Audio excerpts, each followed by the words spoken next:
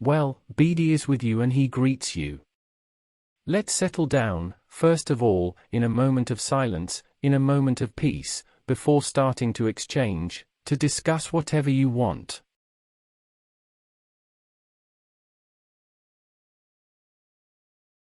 Well, we can start. Who starts with the first question or request? Eliza, I have a question. Question, is there a suggestion that you can give us to help our family, our friends, so that they experience the end of creation with less suffering and more peace? Bidi. Above all, I advise you to let the dreamers dream.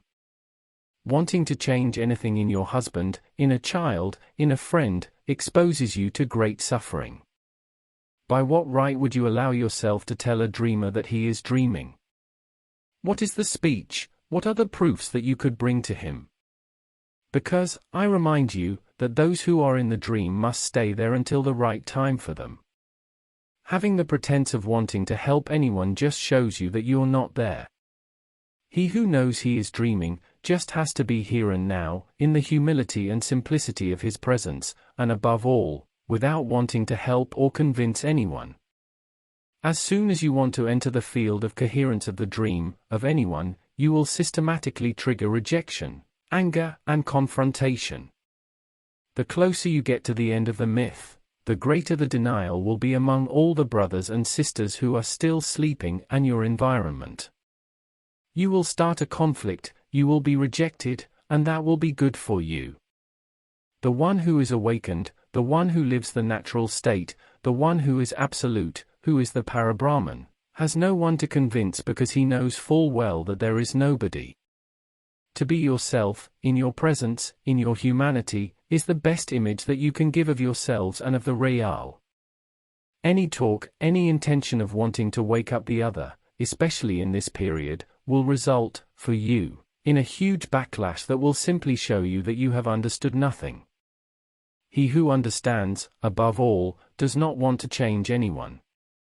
He lets the film unfold, remaining in him, remaining in the moment of his presence, and above all, by his understanding, he has no desire or will to change anything, because he cannot. The best advice I can give you is above all to shut up and stay in humility. This will be enough to be a support for the other, when he wakes up, even if it is in the last minute of the dream. I remind you that for those who live the real, effectively and concretely, everything has already been written. Not even a comma of the script can be changed. So through this question, I invite you to look into yourself to find out where this idea of wanting to wake up or change anything comes from. Certainly not the Parabrahman. It shows lifeguard habits, it shows the conception and experience that there is still you and the other. So, I invite you to go deep within yourself and see that there is no one to save, there is no one to help, and that absolutely everything is going perfectly. Only spiritual pride wants to change things and does not accept them as they are. Everyone lives their scenario perfectly, as they wrote it, and you can't change it from the absolute. You must, imperatively, get that into your head and into your heart. At that moment, you will be freed from the idea of helping someone and you will understand that the best accompaniment is to be yourself in silence, in your acceptance. But do not meddle with the acceptance of the other, otherwise you are in violation of freedom and you will come to a standstill. Let everyone live their dream. Things are different if you are asked for information, but never disturb the other person's sleep on your own. You will gain absolutely nothing and you will put yourself in confrontation with the experience of the other. Try it, you'll see. We've been telling you the same thing for years. Wanting to help the other is linked only to the presence of an illusory character that you believe to be you. He who lives the real, knows full well that the world appeared for no reason, will disappear for no reason, and that there is no reason to change anything about it, the plan is so perfect. Nothing is left to chance.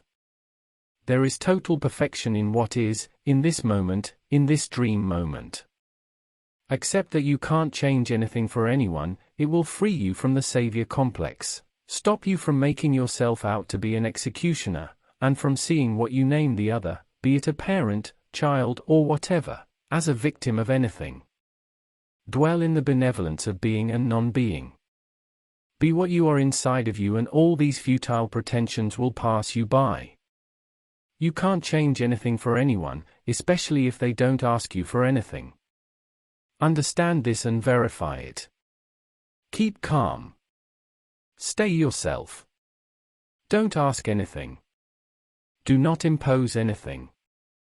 And you will see that your silence, your humility, will not only illuminate the dream of the other, but also your own desire to help or change what cannot be changed or helped. Silence. Anything else? Eliza. Can you talk about beatitude? Bidi. The bliss of the natural state is a state of evidence, without question, without thought, without idea, and above all without representation of any kind. You know at that moment that you are immobile, not only the body, but the consciousness no longer moves. Time and space can be perceived as restricted or immense. But time is like it is suspended. You occupy the space of your heart as well as the whole of the space where you are.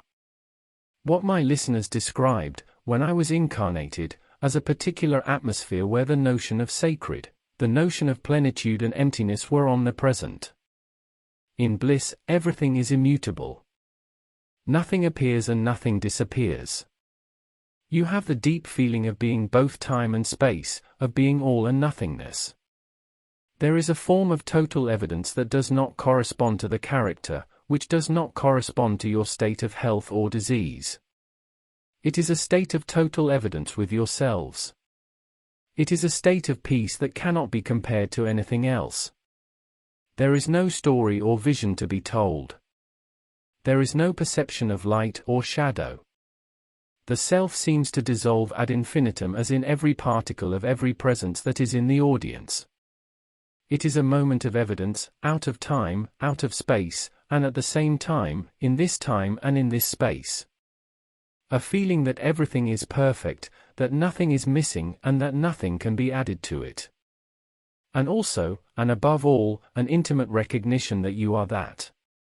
Nothing from your character, nothing from your memoirs, nothing from any history, nothing from any projection, and yet great humility, great availability. It is a happiness which no state of this world can even approach, and which no one can even suspect.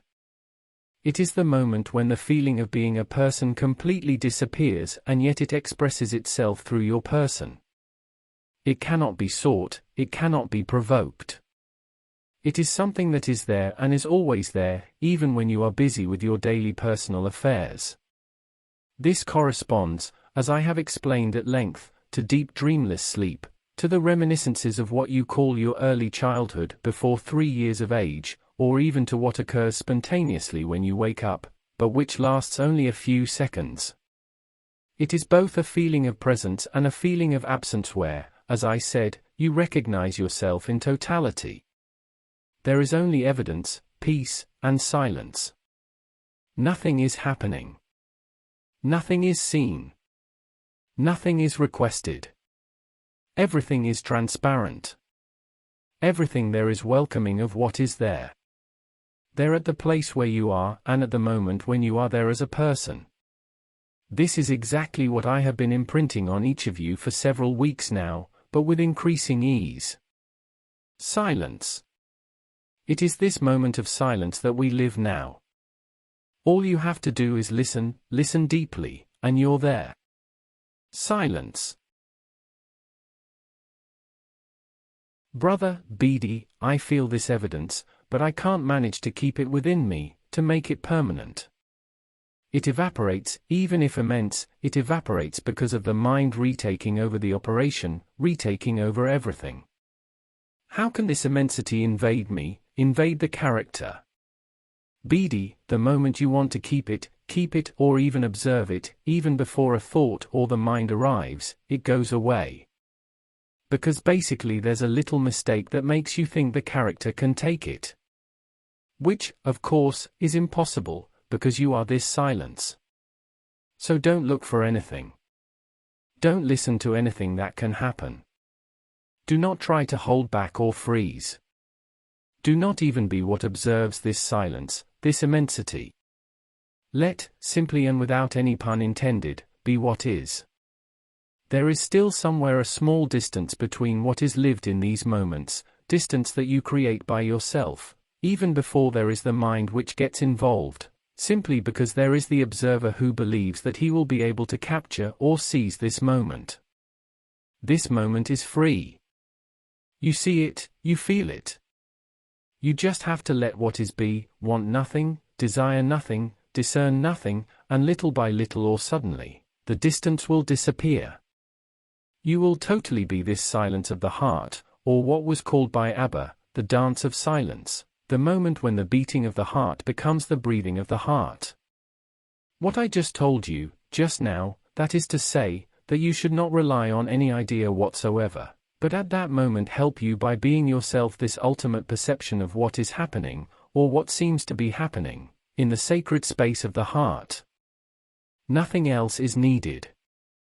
If you remain calm, if you remain motionless, then this silence, this immensity, this dance of the heart, will appear to you for what it is, that is to say yourself. And that's all. Nothing else is to be considered. Remember that it is not an effort or a technique, but it is much more of the order of total relaxation. Silence. Did you understand? Brother, I believe, yes. Thanks. Silence. Bidi, I will add that it is not a meditation, but an acceptance, a reception of what is, there, at this moment, in this place, and also in this moment and this place of the heart, putting an end very quickly to all notion of distance, to any notion of separation. It is a moment that could be called a fusion, or a dissolution of consciousness. It meets the definition of bliss. It is a beatitude which does not seek to escape from any condition whatsoever, but which one could call the beatitude of the eternal present. It is the place, I remind you, it is the space and the time where you recognize yourself, where you find yourself, and where you concretely leave the myth of creation, precisely because you are there, precisely because you are present, precisely because you expect nothing, and finally, precisely because you welcome what is. Silence. Eliza, to a sister, it would be better if you went to bed because your neck is going to hurt you. If you lay down, you won't have the weight of the neck falling. Bidi, I do not hear anything. Eliza, no, it's not for you. Bidi, ah. Eliza, I was saying that if she stretches out, her neck doesn't fall, she's not. Addressing the sister, if you lie down, your neck will not fall and you will not have pain. Sister, but I don't hurt. Eliza, but all the weight falls in front. Sister, it will be fine. Bidi, it is much easier to stay still in a lying position than sitting down. You don't have to put yourself in a yogi posture. Relax your body and forget about it. Eliza, to the sister, but that doesn't hurt your neck at all. Laughs. Well, that's good, me mine. Sister, it bends like a reed. Eliza, ah, I can't, I'm in pain. Silence. Bidi, truth is in dreamless sleep. Don't struggle, don't resist. Sister, if truth is in dreamless sleep, tonight I didn't sleep at all, so I didn't dream. Eliza, to this sister, but you haven't slept. It is in dreamless sleep. Eliza, to the same sister, but you haven't slept. Sister, no. Eliza, it's in sleep. So if you haven't slept, you're not sleepy. Sister, Bidi says, truth is in dreamless sleep. Eliza, yeah. Sleep, that is to say sleep? Sister, oh yes, but I couldn't. But it didn't come tonight. Bidi, this night is not now. Sister, yes. Laughs. Eliza, now you can sleep without dreaming. Laughs. Bidi, don't mind my words. If you're sleeping, I'll stab you through even more easily. Laughs. I don't need you conscience, nor your person. So if I may say, forget me and sleep. Thus you will forget yourself and you will find yourself. Eliza, laughing, and I can't, I translate. Bidi, exactly.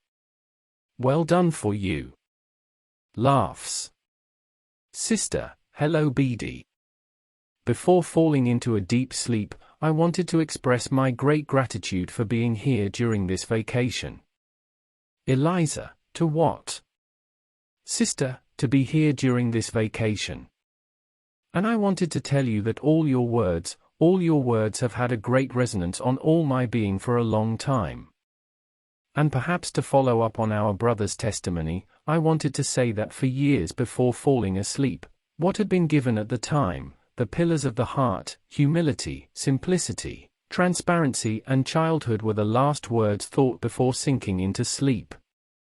And I don't know if it's that or something else, but fortunately little by little, and not by a big shock, I managed to live this peace with a lot of lightness and joy. I have the impression, even in my daily life, of being immobile, and that what I have to do, or the events, they are the ones that pass. And here I am. Bidi, thank you, and good night. Sister, yes, but on the other hand I wanted to add something. Bidi, add. Sister, several times, I have asked you to come and visit me during your 11 p.m. outings. And so maybe it's due to jet lag, I fell asleep, but I was never aware of your visits. Bidi, some see me, some hear me, and some fall asleep. The result is the same. There is no difference. But I am very active in your own dream. My voice, I explained it, what I expressed when I was embodied finds its full justification for a few years. I would even say that I am better known today in the West than in the East. And it makes sense. It is perfectly justified. For some, the mere mention of my name, and especially the name I have taken from now on, resonates within you, in the same way as when you pronounce your first and last name out loud. There is resonance in the present moment, and when you simply utter Bidi, emptiness is there in the middle of the chest. I wouldn't say that Bidi is a mantra, but, somewhere, it's a key to silence, a key to reality. Just as Abba ended the illusion of separation through the annihilation of primary anomaly, the mere act of calling, naming, or evoking me places you in emptiness. It's part of the script and the screenplay, it's part of your awakening from the dream. It was written like that. The same way Abba showed that he inspired the singers, he was just transcribing the lyrics out of the dream. Everything has been planned, everything and everyone is in its rightful place. When you live the real, you see it every minute of your life. Silence. Good night. Sister, thank you very much. Silence. Brother, so it makes sense when I fall asleep that I say Cherry, that's my first name, Cherry back home. Bidi, you mentioned your first name and not your last name. Brother, yes. Bidi, it's incomplete. Brother, okay. Bidi, the vibration of the paternal name must be accompanied by the vibration of the first name. This is what Abba demonstrated 3 years ago, in a very special place on a volcano, as being the ultimate vibrating key to your awakening from the dream, and which is made up of the resonance and pronunciation of your birth name and your first name. This is the key that each of you has written within you to live now. So add your last name and you will see and experience the difference. It is the ultimate vibrating key of your face-to-face, between the person that you embody, and the real that you are. It is a key of concordance between the ephemeral and the eternal. It is this resonance which is also used, as Abba demonstrated, in what are called the agape resonances. It works the same way. Calling someone by their first and last name puts them in your heart immediately, and calling yourself by your first and last name puts you in the heart of the heart in the same way. It is therefore through the simulacrum of your identity, the way you are called, that you come out of the dream. During the phase many years ago, before 2012, many of you felt called by a very soft voice speaking your first name. Thus manifested what was called Mary or the guardian angel, and who, for many of you, participated in your first phase of awakening. Today it is you who have the key to this door without a lock that does not exist. It is in the very heart of the simulacrum of personal identity that the sacredness of your presence and your absence is revealed, but it is also somewhere the ultimate sacrament which makes you realize that you are never dead, never born. No one can escape their first and last name, as it is written on your birth certificates, and it is therefore at the heart of the simulacrum of your pseudo-individuality that the truth is revealed. Creation is a joke, and how better to reveal this joke than to hide in the deepest illusion, the deepest truth? It's horribly simple. I believe you will have the demonstration of it tonight with Abba and through each of you. Silence. Do not hesitate to speak. Eliza, you told everyone to go to sleep, everyone fell asleep. Bidi, well, we stay in silence. Silence. All we need is the snoring music. Eliza, they don't even snore. Sister, I have a question. Bidi, we are listening to you. Sister, it has been said, it seems to me that it is recently I believe, I noted. Bidi, what was said? Sister, very recently, I noticed it seems to me that it was OMA who indicated that it is only when one has sacrificed everything that one lives the real. Bidi, exact. Sister, what does everything mean in that context? Bidi, when it was said to sacrifice everything, it is not a question of one's house, of one's possessions or of one's husband, but above all the idea of believing oneself to be someone, and above all the idea of believing oneself to be subject to time. It is this body that is subject to time, not you. Sister, yes, I am well aware of that. Bidi, it is much more than lucidity. The sacrifice in itself is an upheaval which installs time zero in the heart of the heart, the immutability of your presence and your absence. There are no external elements to sacrifice, it is obviously about any idea concerning you which must be put aside. It's the end of hope in anything, but it's also the end of all despair.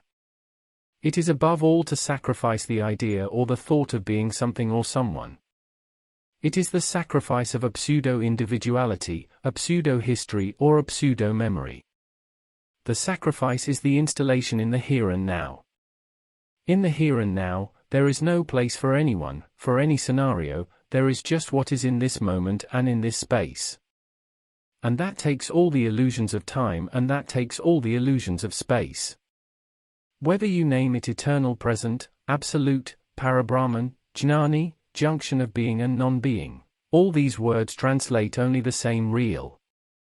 To sacrifice oneself is to definitively abandon the idea of being a person, and this will be lived through the person.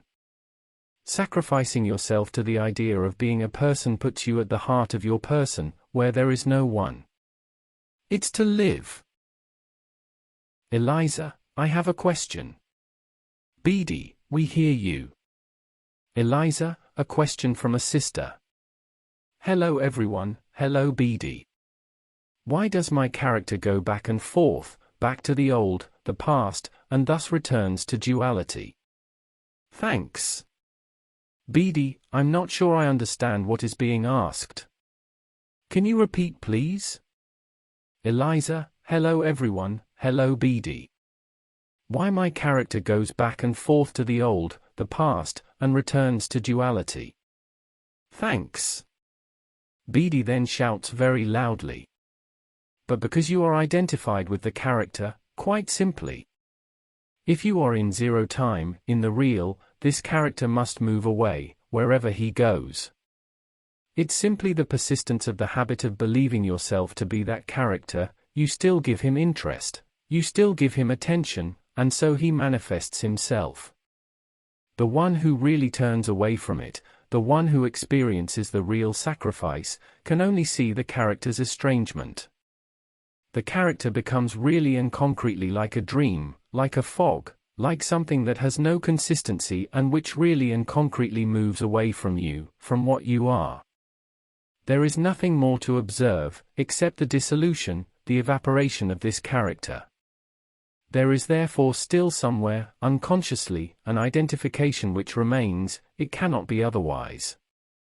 Remember that in the real, your character, your life, the screen of the world, really appears to you as unreal, as something that has no consistency, no substance. You see the dream, you know it is only a dream, a projection of an illusion onto the illusion of time and space, and nothing more. As you become stabilized in who you are, the whole world will appear more and more clearly to you as unreal, as a farce, as really a dream. This is exactly how it is lived, experienced, felt. There is no escape. There is lighting at the heart of the moment, of the illusion of the person and the world. That's how it happens and that's how it is. Silence. It's perfect. It is more and more profound, more and more real. Soon the death rattles. Noise in the room. It's all part of my presence. Somewhere from a form of demonstration of the real. And even for those who listen afterwards, the process can be experienced. It is timeless and timeless. It is in all spaces. Silence. Brother, as soon as I feel drawn to the character and want to shout out Bidi, do I have to wait until 11 p.m.? Bidi, as far as I'm concerned, yes, as far as you're concerned, no. Which means that you can call yourself by your first and last name at any time, but the maximum of my resonance and my presence is at 11 o'clock, unless you are free enough to decree that it is 11 o'clock now. So yes, you will find that it is ultimately not tied to a schedule. But that requires on your part a total adhesion to what I have just said.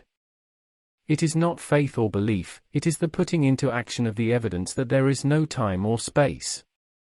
Decide that for you it is 11 p.m., then it will be 11 p.m., so I will be there as I am here now. It's up to you to prove it to yourself. Brother, by the way, it's 10 o'clock now. Bidi, it's easy, I'm here. Silence. Sister, earlier you talked about death rattles. Bidi, yes. Sister, it would be possible to go through this now, while you're with us, it would be easier for us. Bidi, the death rattle is simply the moment when, during your sleep and your snoring, the very idea of breathing suddenly disappears. You have all experienced it when falling asleep, when doing some of your meditations. A feeling of stalling, the feeling of losing yourself, a jolt in the body, a sudden heartbeat, a stoppage of breathing, it's exactly the same thing. This is when you lose the idea and the very meaning of being a person. So this is quite livable and really translates your dissolution into everything and nothing.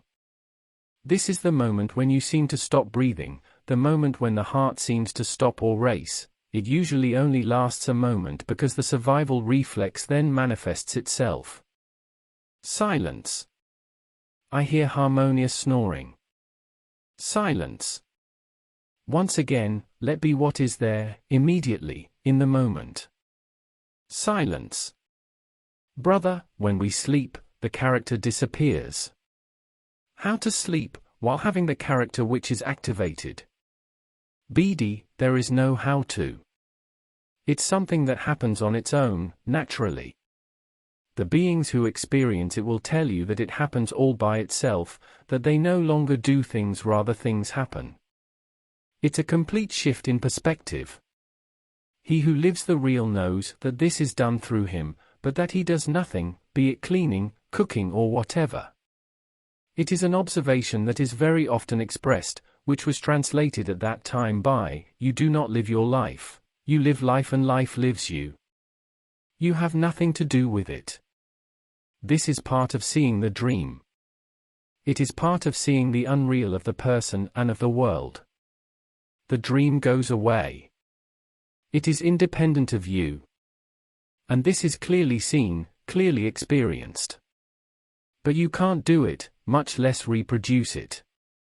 Possibly, you can observe it by remaining still, by remaining motionless, and by initially letting the observer observe.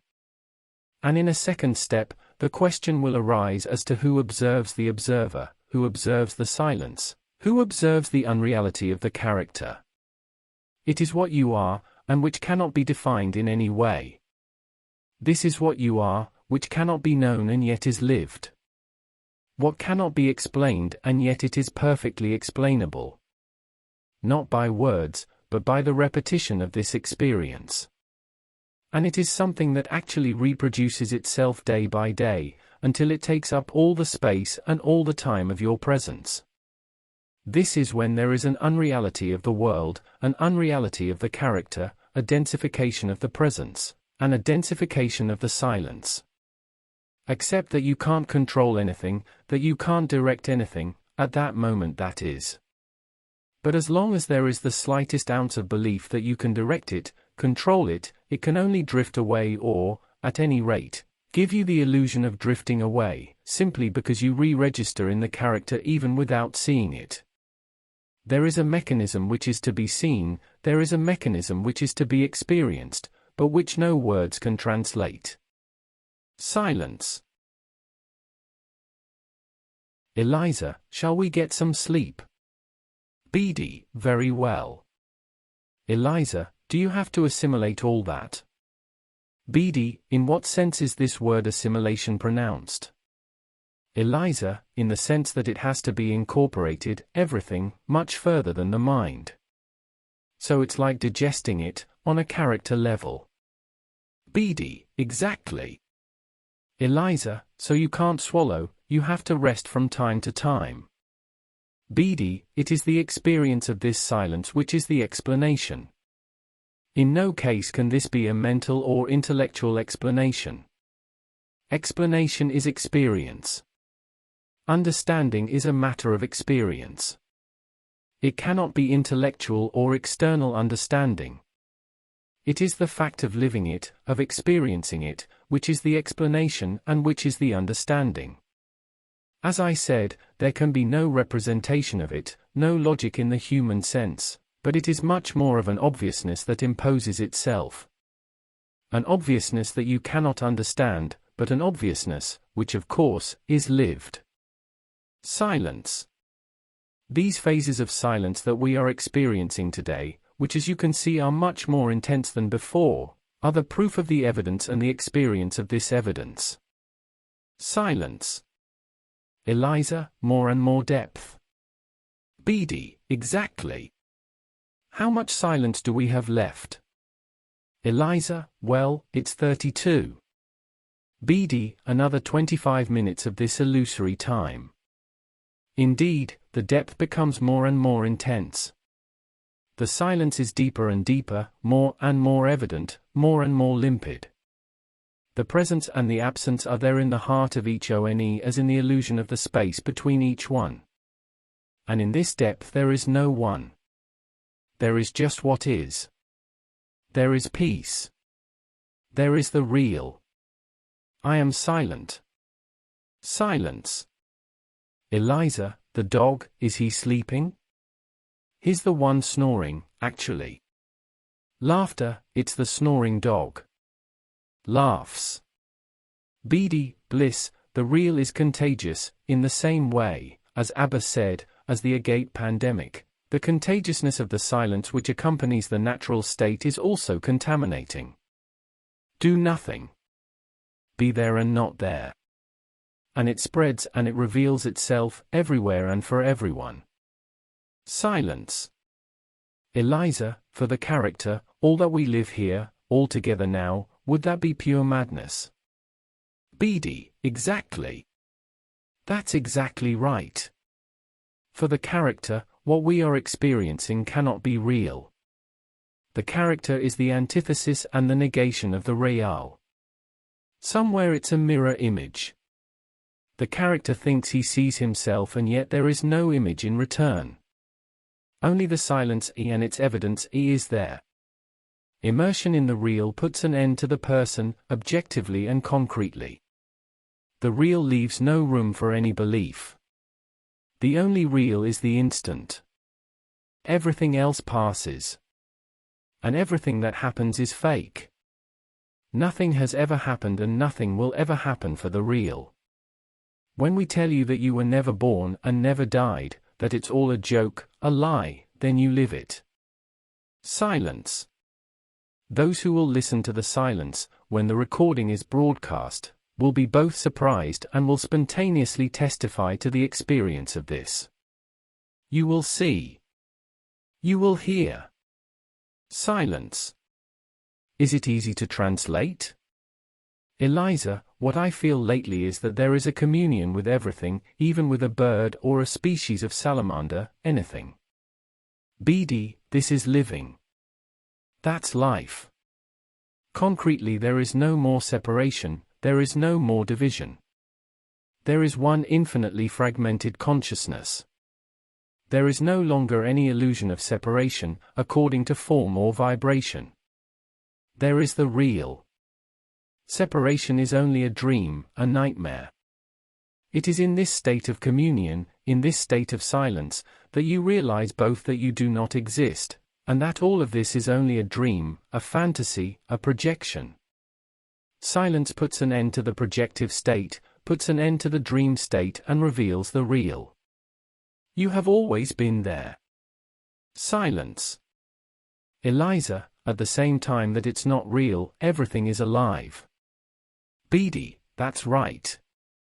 Experiencing the unreality of the dream seems to make everything alive, by the very fact of the disappearance of the separation and the state of communion, prior to the dissolution. Giving you to see the source of one consciousness, which is the nothing which contains the all, the totality of dreams as the totality of the living. Eliza, when I look at my cucumbers, well, they're talking to me, so they're alive. Bidi, of course, a plant is alive. Of course an atom is alive. Of course the silence is alive. Nothing can be dead. The dream is simply the junction point of the unreal and the real, of the eternal and the ephemeral. And you live it. Silence. Sister, one day I was sitting on a stone, feeding my chickens, and at some point I felt that I had. It was the same love that I had for my little daughter, for a chick, a hen, for the tree and the rock on which I sat today. It was a magical and decisive moment. Bidi, thanks. Silence. It will be time, I believe now, to take a moment of pause. Bidi greets you and says see you in a few moments. See you soon.